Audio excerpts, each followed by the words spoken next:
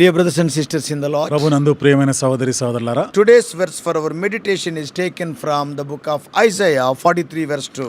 ఈ రోజు మన ధ్యానం కొరకు యెషయా గ్రంథం 43వ అధ్యాయం 2వ వచనం నుండి తీసుకొనబడింది. When thou walkest through the fire, thou shalt not be burnt.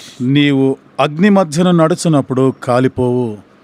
Walking through the fire here is put for the severest form of trouble. అగ్ని మధ్య నడుచుట అనేది ఇక్కడ తీవ్రమైనటువంటి ఇబ్బందికరమైన పరిస్థితుల్లో వెళ్ళుట అని సూచిస్తుంది. You have in the commencement of this verse trouble described as passing through the water. ఈ వచనంలో మనం గమనిస్తే ఈ యొక్క ఇబ్బందులు, ఈ కష్టాలన్నీ కూడా జలంలో బడి దాటి వెళ్ళి దానితో కూడా పోల్చబడి చెప్తున్నాయి. It started like that. అంటే ఆ విధంగా ఇవి ఆరంభించబడుతున్నాయి. This represents the overwhelming influence of trial.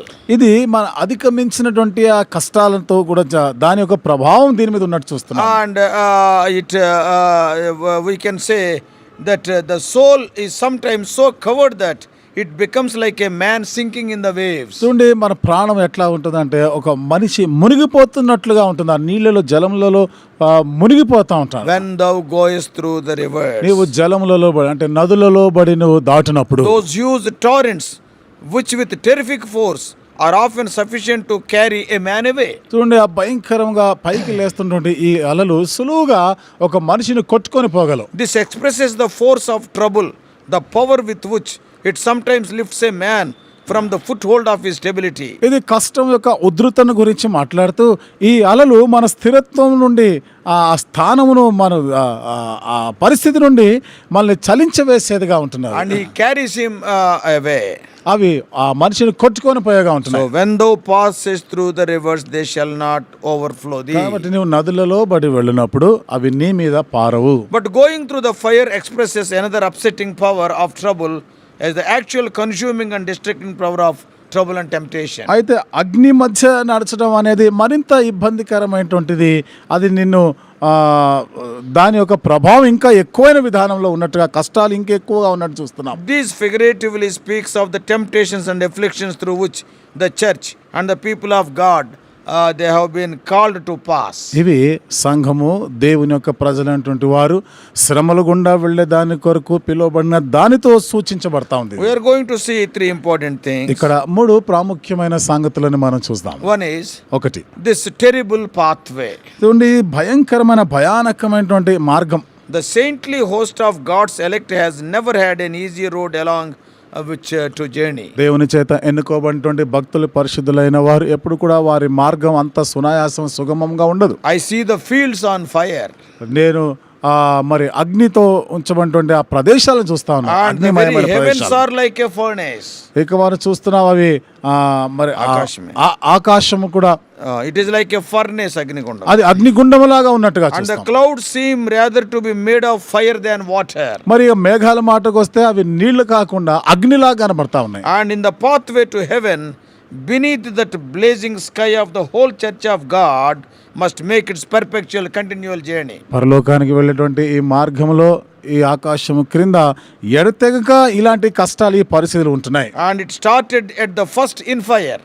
ఇది మొదట అగ్నితో ఆరంభించబడింది. When first there was a church of God on earth in the person of Abel, it was persecuted. భూమి మీద దేవుని సంఘముగా పిలువబడేటువంటి ఏబేలు తన జీవితంలో ఈ యొక్క పరిస్థితి హింసాత్మక పరిస్థితి చూస్తాం. ఆయన హింసించబడ్డాడు. Since that day, ఆ దినం మొదలుకొని what tongue can tell the sufferings of the people of God? దేవుని ప్రజలు ఏ శ్రమల గుండా వెళ్తున్నారు, ఎవరు చెప్పగలరు దాని తీవ్రతని? It hath fared well with the church when she hath been persecuted, and her pathway hath been through the fire. Even though they are going through fire, yes, their path was really good. The church developed. వారు అగ్ని మధ్య నడుస్తున్న వారి మార్గమంతా అగ్నిమయమైనది అయినా కానీ సంఘము అది ఎదుగుతూనే ఉండినట్టు చూస్తున్నాం.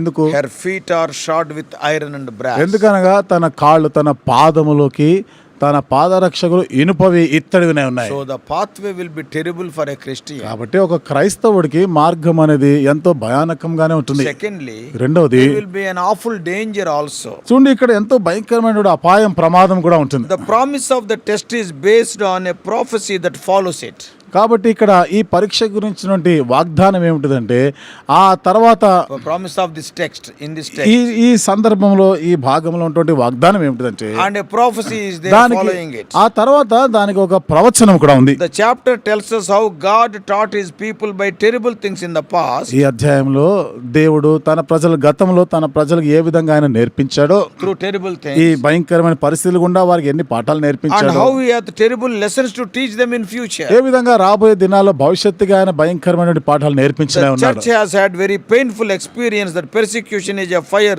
which does burn the people. కాబట్టి సంఘము ఇలాంటి భయంకరమైనటువంటి ఈ పరీక్ష, ఈ అనుభవాలు గుండా, అంటే దేవుని ప్రజల్ని కాల్చివేసిన అనుభవం గుండా వెళ్ళింది. How many ministers of Christ, when the day of tribulation came, forsook their flocks and fled? క్రీస్తు పరిచారకులైన వారు ఆ తీర్పు దినాన దేవుని సన్నిధికి వచ్చి, అంటే మందలని విడిచి వెళ్ళిపోయిన వారు ఎంతమంది అక్కడికి వచ్చి నిలబడతారు దేవుని సన్నిధిలో? So many people they ran away. చాలా మంది పారిపోయిన వారు ఉన్నారు మందలు విడిచి. Again, I see iniquity raging on every side. ఇక్కడ చూస్తే ప్రతి చోట కూడా మనం చూస్తున్నాం అతిక్రమం విస్తరిస్తా ఉంది. Its flames are fanned by every wind. The flames are increasing. కాబట్టి దాని జ్వాలలు ఇంకా అధికమవుతూనే ఉన్నాయి. And fresh victims are being constantly drawn in. మరి ఇంకా కొత్తగా ఈ బాధితులు అనే వారు ఇంకా చేరుతూనే ఉన్నారు. And it spreads to every class. కాబట్టి ప్రతి తరగతి వారికి కూడా ఇది వ్యాపిస్తాం. Not only the palace, even the hut are also not safe. కాబట్టి రాజభవనం మాత్రం కాదు, ఒక గుడిసె కూడా సురక్షితంగా లేదు. I am giving the alarm to you, young man, who is in the midst of wrong companions. కాబట్టి యవనస్తుడా, తప్పుడు స్నేహములో ఉన్నటువంటి నీకు ఒక సూచన, ఒక హెచ్చరిక ఇస్తున్నా. Oh, I am crying, there is fire to you. ఇదిగో అగ్ని మంటలు వస్తున్నాయని నేను అరిచి చెప్తున్నాను. We ought to look upon our temptations as fires. కాబట్టి మనం ఎదుర్కొనేటువంటి శోధనలు ఇవి ఒక అగ్ని లాంటివిగానే మనం దాన్ని And పరిగణించాలి. the third thing is, మూడవ సంగతి, here is a double insurance. ఇక్కడ మనం చూస్తాం రెండింతలుగా ఒక భీమా నిశ్చయత చూస్తున్నాం. It strikes me that in the second clause we have a higher gradation of climax. In the second clause it is written, thou shall not be burned. ఇక్కడ రెండో భాగంలో రాయబడిన మాట, అవి నిన్ను కాల్చవు, నీవు కాలిపోవు అని.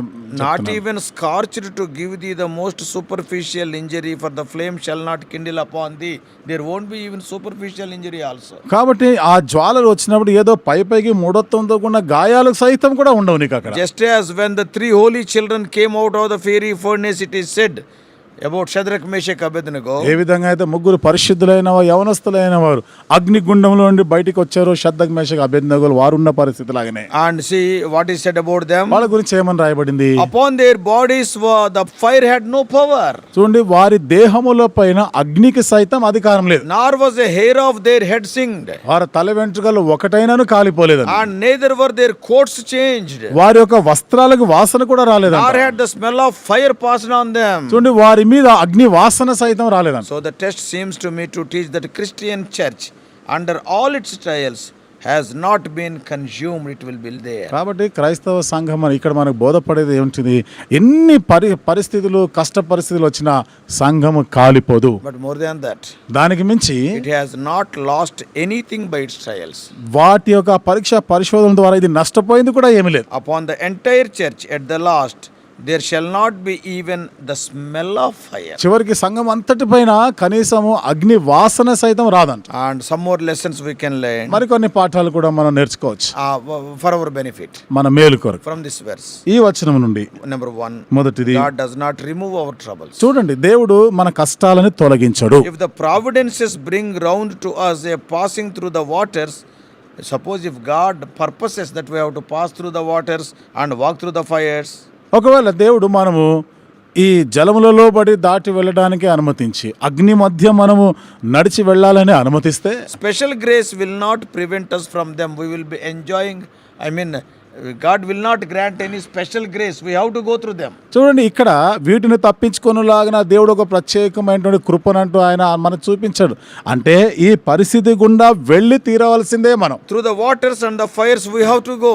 జలములలో పడి వెళ్ళవలసిందే, అగ్ని మధ్యన మనం నడిచి వెళ్ళవలసిందే. There were such reasons for the captivity of Israel, that special grace would not interfere with the chastisement. When God is chastising them through their enemies, yeah, God has not shown any special grace unto children of Israel. దేవుడు ఇశ్రాయేలు ప్రజల్ని ఆయన మరి శిక్షించినప్పుడు వారికి శత్రుల చేతికి చెరలోనికి పంపించినప్పుడు దేవుడు వారిని కనికరించలేదు, వారిని విడిపించాలనేటువంటి కృప చూపించలేదు ఆయన. Saint Paul may pray to have his affliction removed, but the prayer could not be answered. పరిశుద్ధుడైనటువంటి పౌలు తన యొక్క బాధ తొలగించబడాలని ఎన్నిసార్లు ప్రార్థన చేసినా ఆ ప్రార్థన జవాబు దొరకలేదు ఆయన. So God does not remove our troubles. కాబట్టి దేవుడు మన ఇబ్బందులు మన కష్టాలను తొలగించడు. Secondly, రెండవది, God assures his presence in the trouble. అయితే దేవుడి కష్టాల మధ్య ఇబ్బంది పరిస్థితుల మధ్య తన సన్నిధి మనతో కూడా ఉంచుతానని వాగ్దానం చేస్తున్నాడు. And it is easier to bear when two are under the load.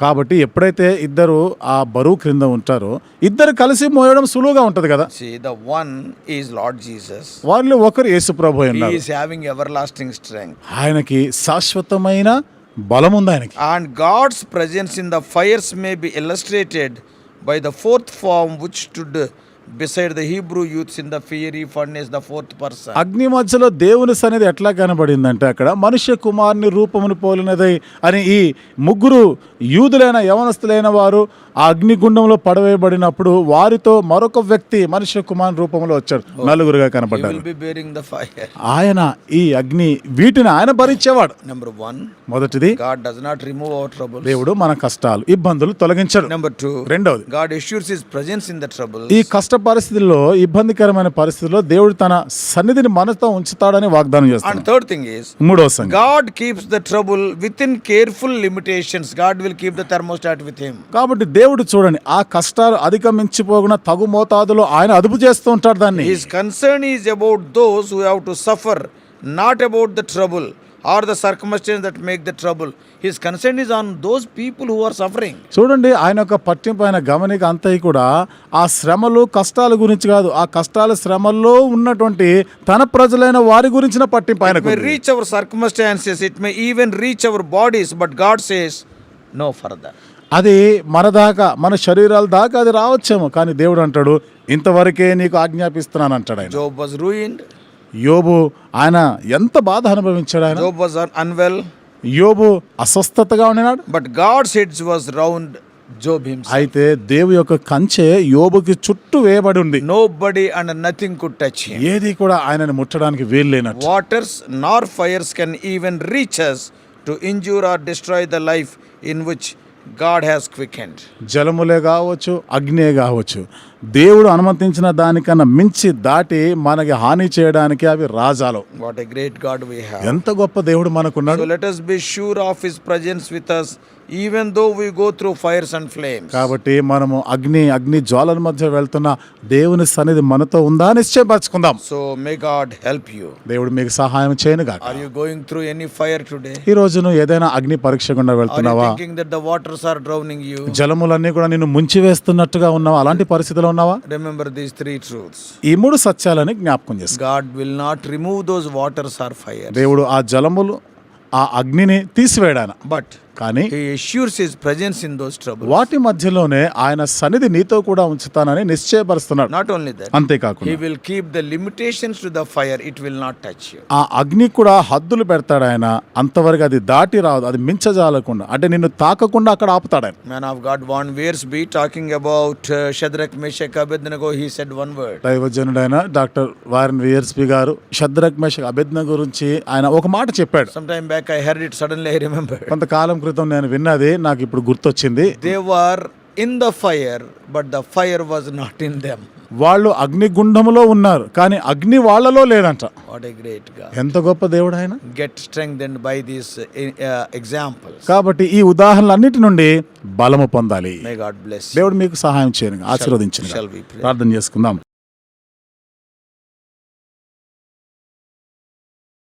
Loving Heavenly Father, ప్రేమగల మా పరలోకపు తండ్రి, as children of God, we are living in a foreign or alien world. దేవుని యొక్క పిల్లలంగా మేము పరాయి దేశంలో అన్య దేశంలో జీవిస్తున్నాము. Oh Lord, we cannot avoid troubles and temptations. ఓ దేవా, ఈ కష్టాలు శోధనలు మేము తప్పించుకోలేము. But అయితే the wonderful promise is thou will be with us. అద్భుతమైన వాగ్దానం నీవు మాకు తోడుగా ఉంటానని చెప్పు. Not only that, thou అంతేకాకుండా will control every temptation. సమస్తం ప్రతి శోధన అదుపు చేసే దేవుడు Thou నీవే. will not allow any trouble or any temptation which we cannot bear. ఓ దేవా, మేము భరించేదానికన్నా ఎక్కువైనటువంటి శోధన, శ్రమ రానియవు నువ్వు. In the time of trouble, thou hast come to the fiery furnace. కష్టకాలంలో, ఇబ్బందికరమైన పరిస్థితిలో అగ్నిగుండంలోనికి దిగి వచ్చారు మీరు. O Lord, in the time of trouble, war, thou hast come to Jericho even before Joshua came there. ఓ దేవా, కష్టకాలంలో, యుద్ధ వాతావరణంలో నాయనా యెహోషువ అక్కడికి రాకముందే ఎరికో పట్టణానికి మీరు వచ్చారు. Thou art in the lion's den, O Lord. ఓ దేవా, సింహముల గుహలో మీరు ఉన్నారు. Thou art on the ship in which Paul was traveling to Rome. పౌలు రోమాకు ప్రయాణం చేస్తున్న ఓడలో మీరు ఉండినారు.